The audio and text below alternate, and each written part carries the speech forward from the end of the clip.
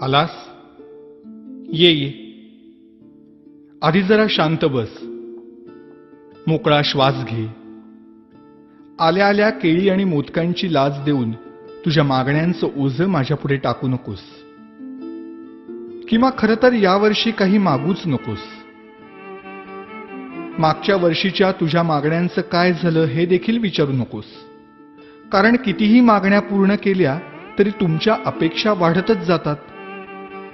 आता यापेक्षा मोठं पोट नाही झेपायचं मला. त्यापेक्षा असं कर, यावर्षी माझ्याच काही मागण्या पूर्ण कर.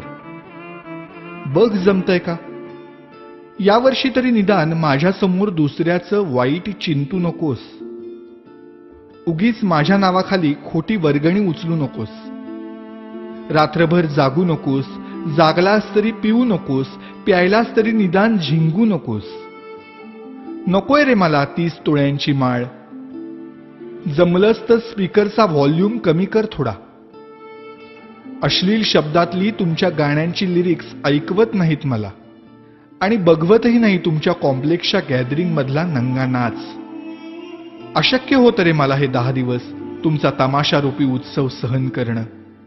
हात जोडून मागणं मागतो तुझ्याकडे. जागा हो. सुसंस्कृत हो. खोटेपणा सोड. स्वार्थ सोड. कधीतरी प्रामाणिक होऊन बघ. माणुसकीची नशा चढव. परोपकाराची झिंग चढव. 100% मेहनत कर. स्वतःला ईश्वरी अंश मानणाऱ्या लोकांपासून सावध राहा. त्यांच्या आधाराने जगण्याचा प्रयत्न करून स्वतःतला आत्मविश्वास हरवून बसण्यापेक्षा तुझ्यातलं देवत्व मनापासून जप. दहशतीने जग जिंकण्यापेक्षा प्रेमाने मन जिंक. श्रीमंतांचे जोडे पुसण्यापेक्षा गरिबांचे पाय धू. पैशाने श्रीमंत होण्यापेक्षा मनाने श्रीमंत हो. बघ आता यातलं किती तुला झेपतंय. रागावू नकोस भक्ता. आणि रित्या हाताने जाऊ नकोस.